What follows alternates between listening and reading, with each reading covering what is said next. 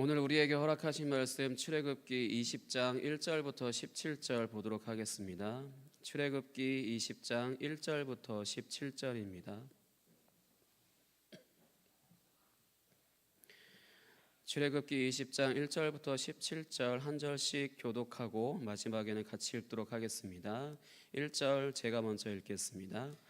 하나님이 이 모든 말씀으로 말씀하여 이르시되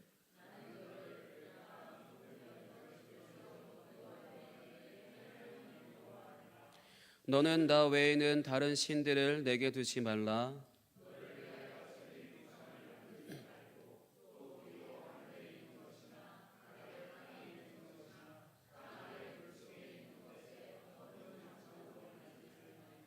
그것들에게 절하지 말며 그것들을 섬기지 말라. 나 내 하나님 여호와는 질투하는 하나님인즉 나를 미워하는 자의 죄를 갚되 아버지로부터 아들에게로 3, 4대까지 이르게 하거니와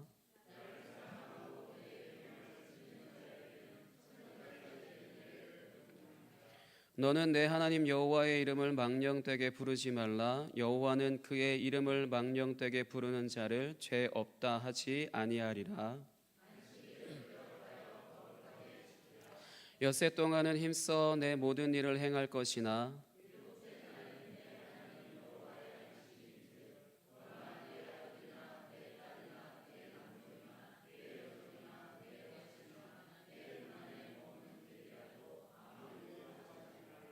이는 엿새 동안에 나 여호와가 하늘과 땅과 바다와 그 가운데 모든 것을 만들고 일곱째 날에 쉬었음이라.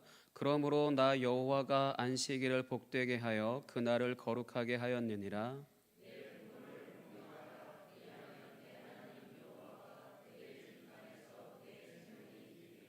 살인하지 말라. 도둑질하지 말라. 같이 읽겠습니다. 내 이웃의 집을 탐내지 말라. 내 이웃의 아내나 그의 남종이나 그의 여종이나 그의 소나 그의 낙이나 무릇 내 이웃의 소유를 탐내지 말라. 아멘.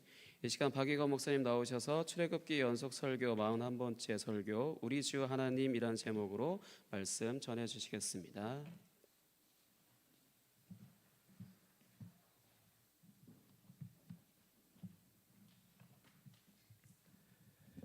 네, 여러분 양옆으로 앞뒤로 서로의 눈을 마주치시면서 인사하실까요? 예수님이 우리와 함께 하십니다. 이어서 다시 인사하시겠습니다. 예수님만 따라가겠습니다. 네, 그리고 마지막으로 인사하시겠습니다. 주 안에서 믿음으로 사랑합니다. 시작부터 제가 요청사항이 많아 불편하셨다면 넓은 마음으로 양해를 부탁드리겠습니다. 물론 지금 이 자리에 함께 하시는 성도 여러분 모두 다 그리스도 예수 안에서 넘치는 은혜와 사랑 가운데 그래서 우리를 주 안에서 한 몸 되게 하신 사랑의 관계 아래에서 전혀 불편해하거나 또 불쾌하게 생각하지 않으시고 기쁘게 반갑게 서로 인사하셨으리라 생각을 합니다. 저도 그렇게 정말로 생각을 하면서 보통은 우리가 그리고 누군가 정중하게 요청을 할 때 들어주는 입장에서 그것이 너무 무리한 요구가 아니라면 대부분 긍정적으로 그 요청에 반응을 하겠죠.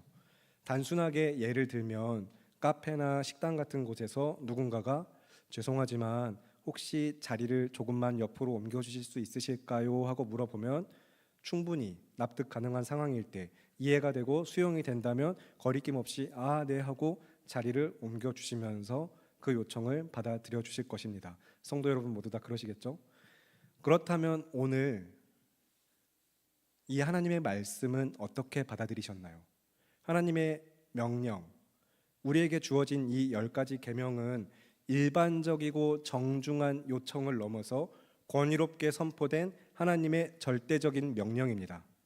모든 말씀이 마찬가지이지만 그 중에서도 너희는 이렇게 해라, 이런 것은 하지 말아라 하고 분명하게 단호하게, 단순하지만 단호하게 주신 명령이거든요. 그러면 무조건적으로 지켜져야 되는 이 명령들이 주어졌을 때 이스라엘 백성들은 이 하나님의 명령을 어떻게 받아들여야 했는지, 그리고 오늘 지금 여기에서 이 말씀을 듣는 우리는 마찬가지로 이 명령을, 하나님의 말씀을 어떻게 받아들여야 하는지 이 시간 오직 말씀의 은혜에 붙들리는 시간이 되시길 바랍니다. 자, 그러면 이제 먼저 출애굽기의 구조에 대하여서 설명을 드리면 좋을 것 같습니다. 구조라고 이야기를 드리는 것은 출애굽기 전체 1장부터 40장까지의 말씀이 단락과 주제를 따라 어떻게 체계적으로 놓여 있는가를 이야기합니다. 이제 성경은 그 당시 사람들과 상황을 통하여서 오늘 우리에게 주시는 하나님의 말씀으로 우리는 성경을 읽을 때 그 당시의 언어와 문화, 그리고 시대적인 배경과 거기에서부터 우리들 사이에 존재하는 여러 가지 차이들, 언어뿐만 아니라 시대적으로 그리고 문화적으로 여러 가지 분명히 차이가 발생하는데, 그런 것들을 고려하면서 성경이 무엇을 말하는가, 말씀의 본질적인 의미를, 핵심이 무엇인가를 파악하면서 성경을 읽어야 합니다. 그래서 오늘도 지금 이렇게 설교를 들으시는 시간은 그 성경을 더욱더 깊이 알아가시면서 성경을 읽어가는 관점도 배우는 시간이 되셔야 해요. 각 장과 절에서 핵심적인 주제나 본질적인 의미를 찾고 나누는 가운데 하나님의 말씀과 그 말씀을 하신 하나님을 더욱 깊이 알아가고 여러분의 삶의 자리에 돌아가서 말씀을 붙들며 성경을 읽는 시간, 그래서 관점을 배우시는 시간으로 여기셔야 합니다. 그런 의미에서 출애굽기의 구조에 대해서 짧게 이야기 드리겠습니다. 가장 큰 틀, 그냥 정말 쉽고 간결하게 이야기 드릴 건데, 출애굽기는 1장부터 18장까지 이스라엘이 애굽에서 나오는 이야기입니다. 1장부터 18장까지 이스라엘이 애굽에서 나오는 이야기. 그리고 이제 19장부터, 지난주부터죠, 19장부터 마지막 40장까지는 계속해서 모두 다 언약을 맺는 이야기입니다. 다시 한번 이야기 드리겠습니다. 출애굽기의 1장부터 18장은 이스라엘 백성이 애굽에서 나오는 이야기, 그리고 19장부터 마지막 40장까지는 모두 언약 본문입니다. 하나님께서 이스라엘 백성과 맺으신 언약들의 상세한 기록이에요. 자, 그러면 출애굽기의 구조에 대한 설명은 여기서 마치겠습니다.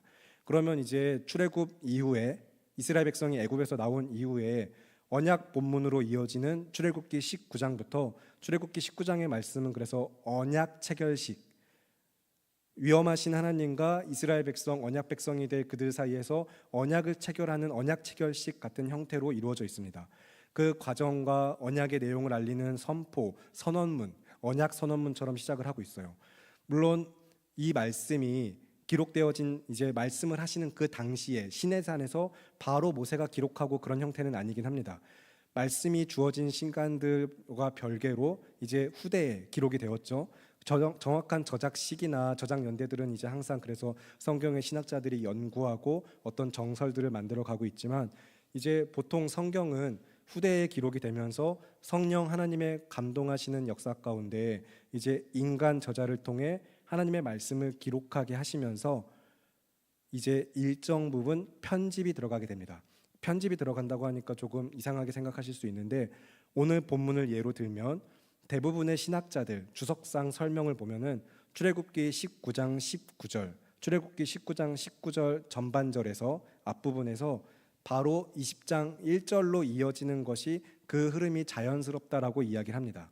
그러니까 하나님께서 언약 체결식을 맺으시면서 시내산에서 그가 임재하실 때, 하나님께서 임재하실 때 19장 19절에 나팔 소리가 크게 울리면서 바로 이어서 십계명의 말씀이 선포되어졌을 것이다 라는 거예요. 그렇다면 이제 19장 19절 후반부부터 25절까지의 말씀은 이제 하나님께서 성경을 기록하게 하신 인간 저자를 통해 슬쩍 집어넣게 하신 이야기인 거죠. 왜 그게 들어가 있느냐? 그것은 중보자 역할을 하는, 언약의 중보자 역할을 하는 모세의 이야기를 살짝 집어넣으면서 모세의 역할을 강조하기 위한 것입니다. 그래서 이제 신학 주석 중에 WBC 주석에서는 출애굽기 이제 20장 1절부터 21절까지를 한 단락으로 보는데, 이 말씀을 19장 19절 전반절에 바로 이어서 읽는 그 읽기 방식을 추천을 하고 있어요. 이제 다음과 같은 방식인데 제가 쭉 이어서 읽을 때 여러분은 눈으로 성경책을 보면서 따라와 주시기 바랍니다. 19장 19절 전반부에서 20장 1절로 제가 바로 이어서 읽겠습니다. 나팔 소리가 점점 커질 때에 하나님이 이 모든 말씀으로 말씀하여 이르시되. 아멘. 이런 식으로 이제 19장 19절에서 20장 1절로 바로 읽어 가시면 이제 시내산에서 언약이 체결되고 있는 그 흐름이 더 확실하게 보인다라는 것입니다. 나팔 소리가 점점 커지면서 하나님께서 이스라엘 모든 백성에게 말씀하시기 시작하셨고, 그 내용이 이제 쭉 이어지기 시작하는 거예요. 1절부터 21절까지가 먼저 그렇게 특히 십계명으로 선포가 되었고요. 그런데 그렇기 때문에 지금 이 이야기를 드리면서 여기서 우리가 유념하여서 짚고 넘어갈 중요한 사실 한 가지가 있습니다. 이것은 십계명이 선포되어질 때에 이 말씀의 선포를 모든 이스라엘 백성이 들었다라는 것입니다. 우리가 지금 평소대로 성경책을 읽어가다 보면 이제 19장 19절 후반부부터 25절까지 쭉 그대로 읽고, 그래서 20장 1절까지 장절 놓여져 있는 순서대로 읽다 보니까 십계명의 말씀을 모세에게 주시고 모세가 가서 전달하는 것처럼 오해를 할 수가 있거든요. 하지만 십계명의 선포는 모든 이스라엘 백성에게 하셨고, 십계명이 선포되어질 때 모든 이스라엘 백성이 들었습니다. 정말로 그런가? 성경이 그렇게 이야기하고 있는가? 말씀에서 한번 확인을 해보실 텐데, 오늘 본문은 잘 표시를 해두시고, 오늘 본문은 잘 표시하시고 신명기 5장 말씀을 보시겠습니다. 신명기 5장, 제가 가진 성경으로는 구약성경 270쪽쯤에 있습니다. 신명기 5장 구약성경 270쪽입니다. 여러분 다 본문을 찾아서 펼쳐두시고 신명기 5장을 펼쳐두셨으면 이제 다시 저를 봐주시기 바랍니다. 잠시 제가 설명을 이어갈 텐데, 이 신명기는 출애굽 이후에 가나안 땅을 앞에 두고서 하나님께서 이 약속하신 땅을 들어갈 새로운 세대에게 주시는 말씀입니다. 그런데 여러분 오해하시면 안 되는 것 또 한 가지는, 신명기는 새로운 계명이 아닙니다. 한자가 새로울 신, 한자가 쓰이지 않았어요. 새로울 신이 아니라 거듭 신, 되풀이하여 신이라는 한자가 쓰여 있습니다. 그래서 되풀이하는 계명, 다시 이르는 계명이라는 의미로 신명기라는 이름이 붙어 있어요. 그러니까 신명기 말씀은 하나님께서 계명을 다시 되풀이하신 것입니다. 이걸 조금 쉽게 이야기하면 하나님의 잔소리죠.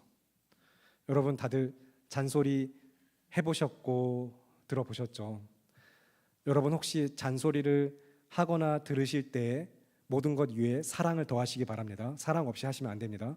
그리고 이제 듣는 입장에서는 정말 지겹지만 하는 입장에선, 여기 대부분 앉아 계신 분들은 하는 입장이 계실 텐데, 잔소리 하는 입장에선 정말 그만큼 중요하니까 하시잖아요. 그리고 왜 하죠? 안 들으니까. 들으면 안 할 텐데, 이제 멈출 텐데, 안 들으니까 했던 말 또 하는 잔소리, 중요하니까 하는 잔소리인데, 그렇다면 신명기는 하나님이 중요하니까 이 약속의 땅에 들어갈 새로운 세대에게 이제 정말로 제발 말씀대로 살아라 하면서 주시는 말씀인 것입니다. 먼저 주어졌던 시내산 언약에 대하여서 설명의 형태로 다시 한번 풀어서 이야기하시면서 이제 새로운 땅에 들어갈 새로운 세대들, 그리고 그 이후로 오는 모든 세대에게 주신 말씀이에요. 신명기 말씀은 모든 세대에게 주신 말씀인데, 그래서 이제 신명기에 대한 설명은 여기서 마치고, 그러면 하나님께서 정말로 십계명을 모든 이스라엘 언약 백성 그 공동체에게 선포하셨는가? 신명기 5장 22절부터 24절 말씀을 보시겠습니다. 270쪽 신명기 5장 22절부터 24절 말씀, 저와 여러분 한 절씩 교독하시고 마지막은 합독하실 텐데, 제가 먼저 22절을 읽겠습니다. 여호와께서 이 모든 말씀을 산 위, 불 가운데, 구름 가운데, 흑암 가운데에서 큰 음성으로 너희 총회에 이르신 후에 더 말씀하지 아니하시고 그것을 두 돌판에 써서 내게 주셨느니라.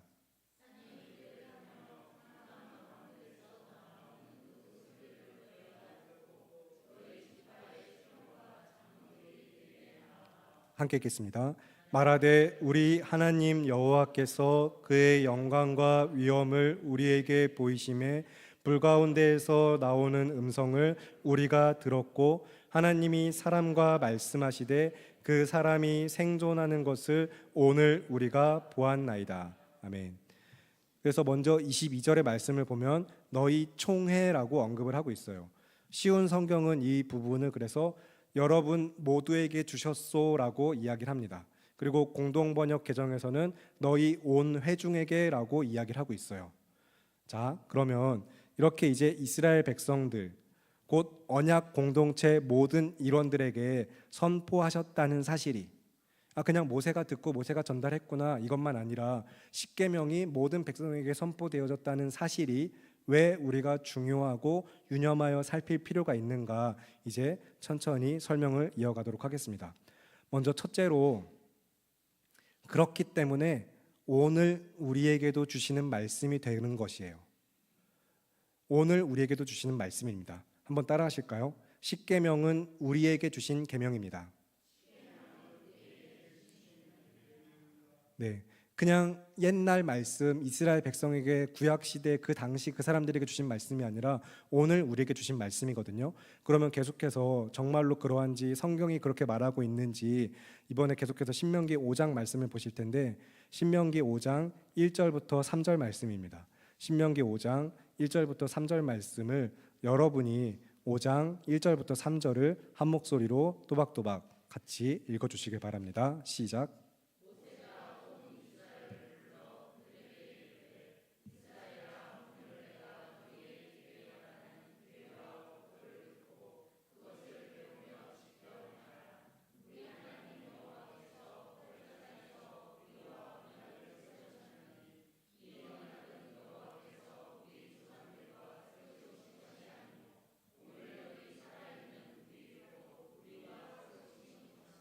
아멘.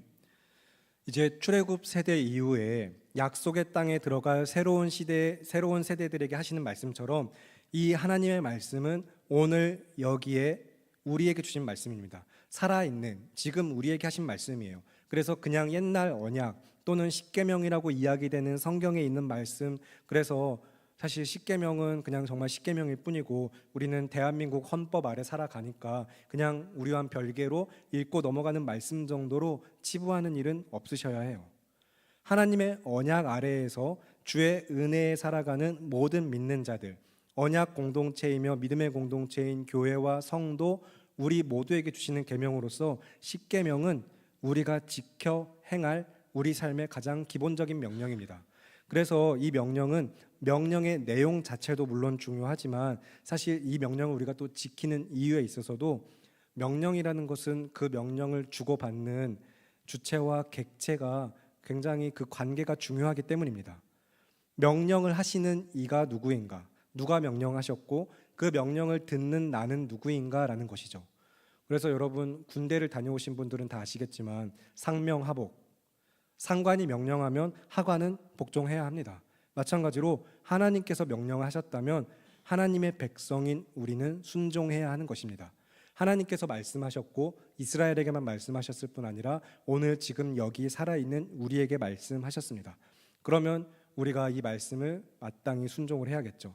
그래서 계속해서 이제 신명기 5장 24절 이하의 말씀을 여러분이 보시면 이제 참으로 이 위대하신 하나님의 그 선포 앞에, 말씀의 선포 앞에 이스라엘 백성이 어떤 반응을 보이고 그래서 하나님께서는 또 계속해서 무엇을 원하시며 어떻게 말씀하시는가, 우리가 성경이 무엇이라고 이야기하고 있는지 함께 살펴봐 보도록 하겠습니다. 그러면 이번엔 신명기 5장 24절부터 29절을 한 절씩 교독하고 마지막 함께 합독하겠습니다. 제가 먼저 신명기 5장 24절을 읽겠습니다. 말하되 우리 하나님 여호와께서 그의 영광과 위엄을 우리에게 보이심에 불 가운데에서 나오는 음성을 우리가 들었고 하나님이 사람과 말씀하시되 그 사람이 생존하는 것을 오늘 우리가 보았나이다.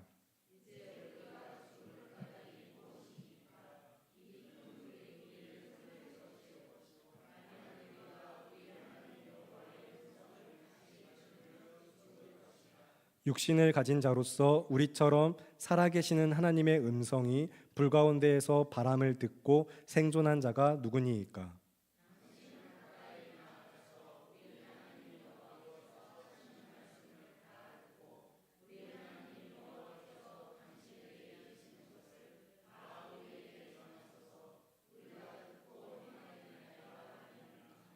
여호와께서 너희가 내게 말할 때에 너희가 말하는 소리를 들으신지라. 여호와께서 내게 이르시되 이 백성이 내게 말하는 그 말소리를 내가 들은즉 그 말이 다 옳도다. 함께 읽겠습니다. 다만 그들이 항상 이 같은 마음을 품어 나를 경외하며 내 모든 명령을 지켜서 그들과 그 자손이 영원히 복 받기를 원하노라. 아멘. 사실 우리는 지금 이 신약 이후에 예수님 안에서 참으로 새 시대와 새 언약 아래 살아가면서 우리와 늘 함께 하시는 하나님, 그리고 우리를 위하여서 자신을 내어주신 이 사랑과 은혜를 너무 확고한 믿음으로 분명하게 잡고 있다 보니까 사실 이 하나님을 경외하는 믿음이 상대적으로 약해질 때가 있습니다. 하지만 이 빛이 비추이면 어둠이 반드시 사라지듯이 공의의 하나님께서 임재하신다라는 것은 공의의 하나님 앞에 서는 것만으로도 죄인인 인간은 존재 자체적으로 하나님을 대면하는 순간 죽을 수밖에 없습니다. 하나님과 대면한다는 것 자체가 말이 안 돼요. 하나님의 임재 자체로 사망으로 이어지는 것이 사실은 기본적인 섭리입니다. 그래서 지금 구약 백성들, 우리가 신명기 말씀에서 본 것처럼 하나님의 영광과 위엄을 보게 된 것만으로도 너무 두렵고 떨리는데 심지어 그의 음성을 직접 들었다니, 그러면서도 우리가 아직 살아있다니 하면서 감사하는 가운데 이제 더 이상 이 하나님의 음성을 우리가 직접 듣지 않게 하시고 모세 당신이 전해주세요.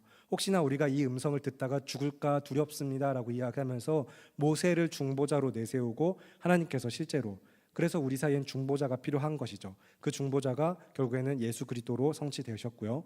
이제 그래서 모세에게 말씀하시면서 그러면 모세가 하나님께 듣고 우리에게 말씀을 전달해 주시면 우리가 그대로 행하겠습니다라고 이야기하는 것을 하나님께서 들으신 이후에 맑다, 너희 말이 옳다라고 이야기하시면서 그런데 그러면 이제 다만 너희가 정말로 그 마음 잘 품고 하나님을 경외하면서 하나님의 모든 명령을 지켜 행하기를 바란다라고, 그래서 복 있는 자들이 되길 바란다라고 성경은 이야기하고 있습니다. 그러면 여러분 기억하시길 바랍니다. 우리 주 하나님께서는 거룩하시고 거룩하신, 모든 영광과 존귀와 경배를 받으시기에 찬양을 받기에 합당하신 하나님이시며 온 천지 만물을 다스리시는 전능하신 하나님이라는 것을 믿고 기억하시기 바랍니다. 그 하나님을 경외함으로 믿고 따라야 해요. 오직 믿음으로 섬겨 예배하는 삶, 우리는 그러기 위해 교회 성도로 부름을 받은 것입니다.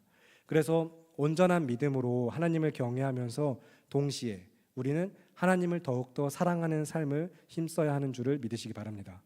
그래서 말씀에 순종하여서 하나님의 선하시고 기뻐하시고 온전하신 뜻이 무엇인지를 분별하며 날마다 삶을 거룩하게 예배로 올려드리는 영적 예배를 살아가는 것까지 그 안에서 믿음을 통하여 주님을 사랑하는 가운데 우리가 순종하여 이루어지는 것이죠. 그래서 이제 십계명이 하나님께서 이 언약을 모든 백성에게 선포하셨던 이유가, 중요한 것은 우리에게도 하시는 말씀이기 때문이며, 이제 두 번째 따라 하실까요? 감당할 수 없는 은혜를 감당케 하는 믿음. 다시 한번 따라 하시겠습니다. 감당할 수 없는 은혜를 감당하게 하는 믿음. 앞에서 방금 이야기한 것처럼 사실 우리는 하나님이라는 분을, 그분의 존재를 감당할 수 있는 자들이 아닙니다. 그 음성도, 그 이름도 함부로 부를 수 없어요, 사실은.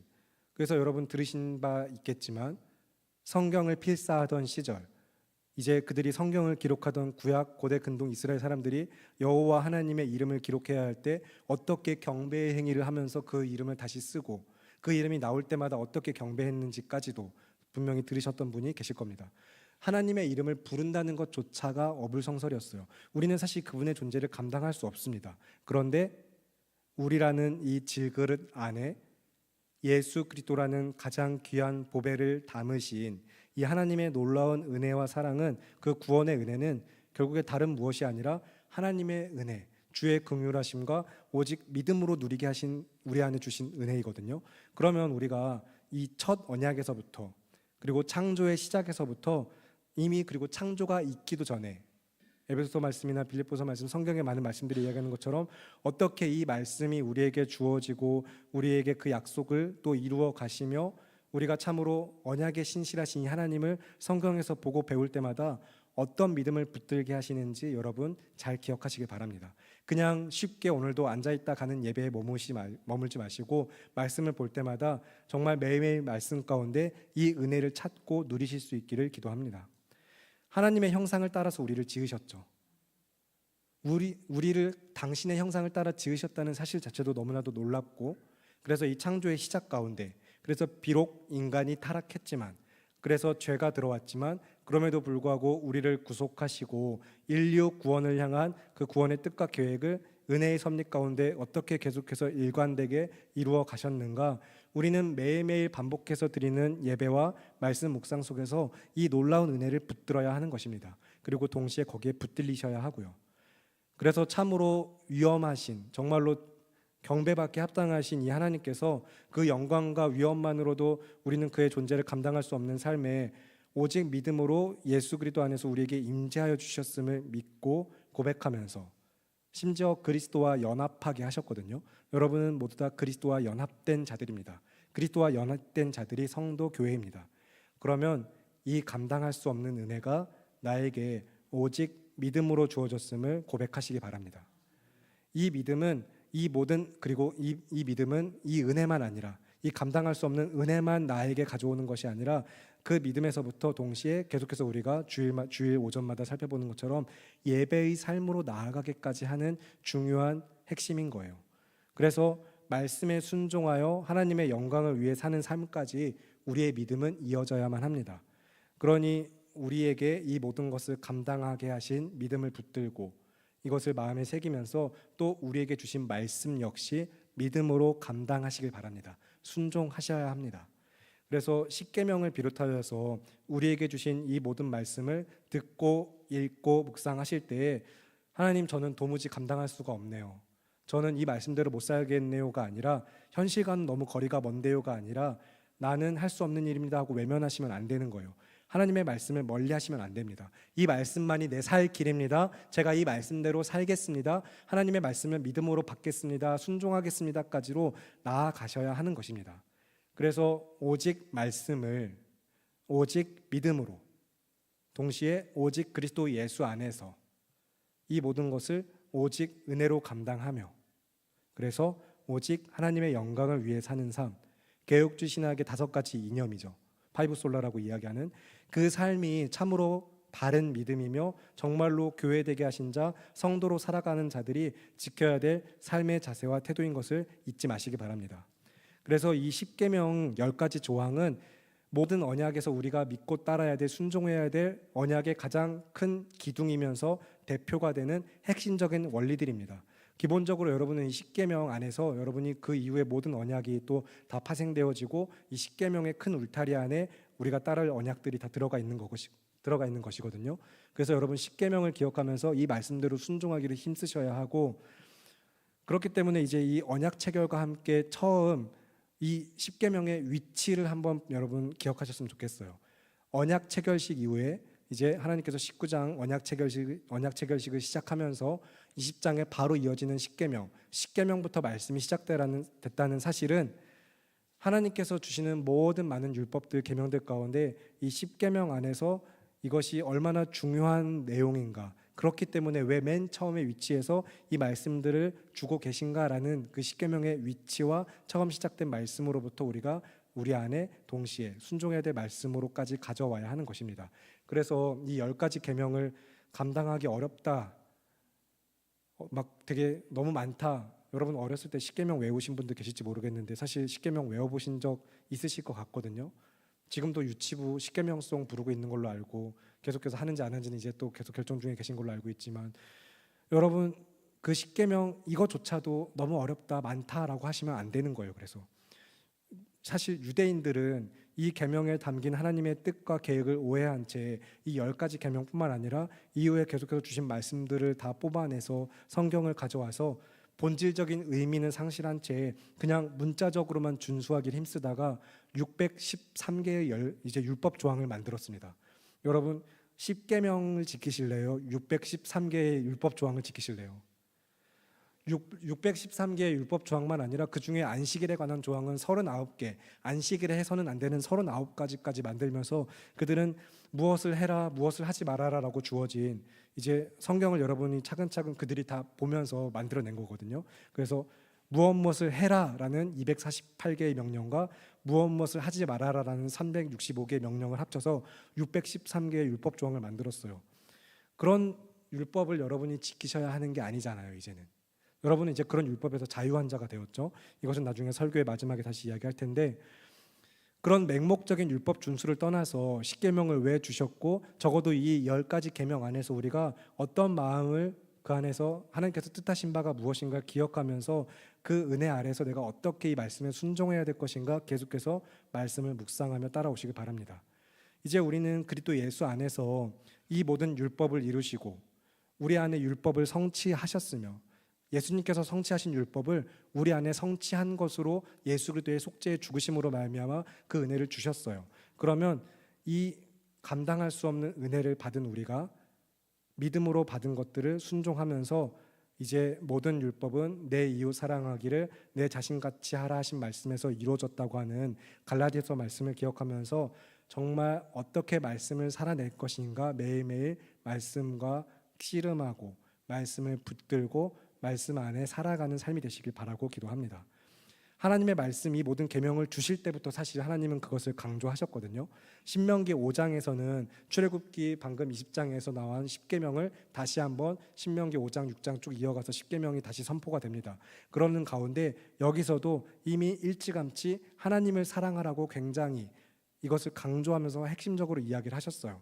그러면 신명기 6장 말씀을 함께 보실 텐데, 뒤로 한 장 넘어가셔서 신명기 5장에서 뒤로 넘어가셔서 신명기 6장 1절부터 9절입니다. 신명기 6장 1절부터 9절 말씀 저와 여러분 한 절씩 교독하실 텐데 제가 먼저 1절을 읽겠습니다. 이는 곧 너희의 하나님 여호와께서 너희에게 가르치라고 명하신 명령과 규례와 법도라. 너희가 건너가서 차지할 땅에서 행할 것이니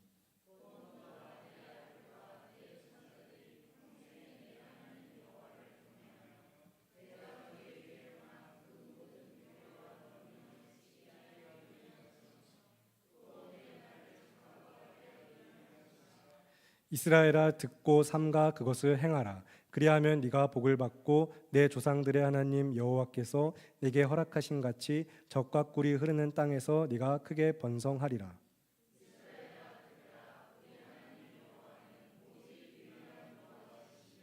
너는 마음을 다하고 뜻을 다하고 힘을 다하여 내 하나님 여호와를 사랑하라.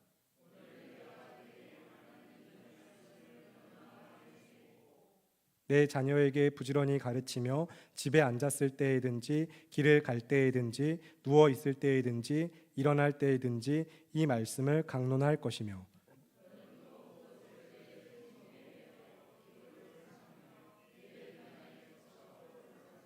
함께 읽겠습니다.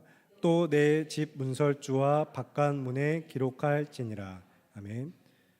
여기서 이제 하나님께서 십계명을 주시고 두 돌판에 새기게 하신 말씀은 방금 읽은 말씀에서 우리가 신명기 6장에서 확인한 것처럼 마음에 새기라는 명령에까지 이어지고, 실제로 그 말씀을 어떻게 우리 마음에 새기셨는가는 여러분이 이제 3월의 첫째 주 하나님의 말씀이 어디에 기록되었습니까? 라는 설교를 통해서 들으셨습니다. 그렇기 때문에 우리 마음에 이미 말씀이 새겨져 있다는 사실은 생략을 하고, 이제 4절에 들으라 하면서 선포하신 말씀, 오늘 우리에게도 들으라 하시면서 선포하신 내 하나님 여호와를 사랑하라는 말씀에 초점을 두길 바랍니다. 하나님께서 뭐라고 말씀하셨죠? 이스라엘아 들으라, 우리 하나님 여호와는 오직 유일하신 여호와이시니 너는 마음을 다하고 뜻을 다하고 힘을 다하여 내 하나님 여호와를 사랑하라. 아멘. 자, 그래서 이제 하나님의 말씀 십계명이 모든 백성에게 선포되어진 것이 중요한 이유, 그것은 우리에게도 주시는 말씀이며 이 감당할 수 없는 것 같은 계명이지만, 그러나 이 모든 감당할 수 없는 은혜를 오직 믿음으로 감당하게 하시는 가운데 우리가 순종하게 하셨고, 그래서 마지막으로 세 번째, 우리가 핵심은 감당할 것이 무엇인지를 여러분이 선명히 하시기 바랍니다. 그러니까 내가 무엇을 감당해야 할지를 잘 기억하셨으면 좋겠어요. 여러분에게 앞에 그래서 613개의 율법 조항을 지키시겠습니까? 아니면 10가지 조항을 지키시겠습니까? 이야기했지만 사실 그 모든 것의 핵심이 무엇입니까? 내 하나님 여호와를 사랑하는 것. 우리가 감당해야 될 가장 중요한 핵심, 우리가 믿음으로 붙들며 평생에 힘쓸 것, 오직 이 한 가지입니다. 하나님을 사랑하는 것. 여러분 오늘도 하나님을 사랑하셔서 이 자리에 나오셨죠. 하나님을 사랑하심으로 또 세상에 나아가시기 바랍니다. 평생에 하나님을 향한 사랑을 잃지 않으시고 오직 사랑만 남는다는 것을 기억하시면서 이 사랑이 전부라는 것을 믿고 붙들고 하나님을 사랑하며 이웃을 사랑하는 삶을 실천하시기 바랍니다. 그래서 나중에 복음서를 보시면 예수님께서도 이 신명기 6장의 말씀을 인용하시면서 이야기하시죠. 가장 큰 계명이 무엇입니까? 라고 묻는 자에게 그 질문에 대답하실 때에 내 하나님 여호와를 사랑하고 또 내 자신같이 이웃을 사랑하라고 하신 모든 율법은 이 안에서 이것이 가장 큰 강령이다라고 이야기하시면서 예수님께서도 말씀을 하셨습니다. 그러므로 여러분 한 사람 한 사람 우리 성도 여러분 모두에게 부탁드리기는 주 안에서 믿음으로 사랑하는 삶에 힘쓰시길 바랍니다. 이에 대하여서 이제 갈라디아서 성경이 우리에게 무엇이라고 말씀하셨는가 살펴보실 텐데 신약 308쪽입니다. 신약 308쪽 갈라디아서 5장 말씀 찾아서 함께 읽어보시겠습니다. 갈라디아서 5장 13절부터 15절 신약 308쪽입니다. 신약 성경 308쪽 갈라디아서 5장 13절부터 15절 찾으셨으면 저와 여러분 다 같이 함께 한 목소리를 읽으실 텐데 우리가 무엇을 감당할 것인가 평생에 어디에 힘쓸 것인가 기억하면서 13절부터 15절 한 목소리를 읽겠습니다. 시작. 형제들아 너희가 자유를 위하여 부르심을 입었으나 그러나 그 자유로 육체의 기회를 삼지 말고 오직 사랑으로 서로 종노릇하라. 온 율법은 내 이웃 사랑하기를 내 자신같이 하라 하신 한 말씀에서 이루어졌나니 만일 서로 물고 먹으면 피차 멸망할까 조심하라. 아멘. 그리고 성경은 내 이웃만 아니라 심지어 원수까지도 사랑하라고 예수님께서도 말씀을 하시죠. 우리의 마음이 너무나도 연약하고 또 완악하여져서 그 사랑을 행할 수 없을 것 같을 때 도무지 나는 이 말씀을 감당할 수 없다라고 여겨질 때에도 여러분 오직 믿음으로 감당하시길 바랍니다. 예수 그리스도의 십자가의 공로를 힘입어서 오직 성령님을 의지하여 말씀에 순종하는 삶으로 나아가시길 힘쓰시기 바랍니다. 우리가 믿는 우리 주 하나님이 어떤 분인가 그리고 무엇이라고 말씀하셨는가를 항상 기억하세요. 거룩하신 하나님께서 죄인된 나와의 관계를 사랑 안에서 예수 그리스도를 통하여서 어떻게 화목하게 하셨으며 친밀한 연합과 사귐으로 초대하셨는가 이 감당할 수 없는 은혜를 어떻게 베푸셨으며 오직 믿음으로 이것을 감당하게 하시는 가운데 동시에 그래서 언약에 신실하신 우리 주 하나님께서 이 신실하신 언약 가운데 신실한 또 행하심을 통하여서 매일 주님과 함께 우리가 살아가는 삶까지 인도하셨고 그래서 예배의 삶을 향하여 나아가도록 오늘도 부름받은 이 자리에서 이 말씀 붙들고 여러분 날마다 더욱더 믿음으로 기도하며 주의 말씀에 순종하는 삶으로 나아가는 우리 성교교회가 되기를 바라고 기도합니다. 이 시간 함께 기도하시겠습니다. 여러분 감당할 수 없는 계명이라고 여기지 마시고 믿음으로 순종하시기를 바랍니다. 십계명의 머릿말은 그래서 굉장히 중요합니다. 십계명이 처음 시작할 때 내 하나님 여호와니라 여기가 전부예요. 이게 핵심이에요. 그 이후에 무엇이라고 말씀하셨는지를 떠나서 나는 내 하나님 여호와니라 하신 이 말씀에서부터 우리는 이 언약의 하나님을 떠올리면서 내가 순종해야 될 말씀으로 붙드는 것입니다. 그래서 우리 주 하나님께서 나에게 말씀하시면 그 말씀하신 대로 나는 순종하겠습니다. 그 순종할 믿음을 우리 안에 주 예수여 우리 안에 그 믿음을 충만케 하시옵소서라고 예수님만 의지하면서 하나님의 말씀을 믿음으로 순종할 것을 결단하며 간구하는 기도 주님의 이름 한번 크게 외치고 기도하겠습니다. 기도합니다. 주여 살아계신 아버지 하나님 오늘도 우리가 주님의 은혜 가운데 이 말씀을 듣고 그 말씀 안에서도 우리에게 주시는 마음들 우리가 듣게 하신 말씀들을 품고 나아가는 삶의 자리에서 이제 간구하며 결단하며 주님 앞에 기도하는 것을 우리가 정말로 말씀에 순종할 수 있는 믿음 주시기를 간절히 바라고 기도합니다. 하나님 우리에게 주시는 말씀들을 우리가 정말로 믿음으로 순종하는 주의 백성들 한 사람 한 사람 모두가 되게 하시기를 간구하오니 우리가 들은 말씀들을 그냥 또 이 자리에서 듣고 잊어버리는 것이 아니라 그냥 귀로만 듣고 마는 것이 아니라 그렇게 또 매일매일 마당만 밟고 가는 예배자들이 아니라 정말 삶에서 그 믿음을 살아내면서 말씀에 순종하여서 주님 가라 하신 곳에서 그 말씀대로 살아가며 주님 말씀하시면 제가 그 말씀을 믿음으로 순종하겠습니다라고 고백하는 자들 되기 위하여서 이 시간 주님 앞에 간구하며 기도하오니 우리가 정말로 우리는 연약하여서 너무나도 쉽게 넘어지고 이 말씀을 잊어버리고 매일매일 행악하기를 쉽게 반복하는 그런 죄악들이 우리 안에 있지만 그러나 예수 그리스도의 보혈의 공로를 의지하여 우리와 함께 하시며 우리를 도우시는 예수님만을 의지하여 이 시간 우리가 주님의 이름을 힘입어 간구하오니 주님 우리 안에서 그 힘과 능력이 되어주셔서 우리가 말씀에 순종하는 삶을 살아갈 수 있도록 주님 도와주옵소서.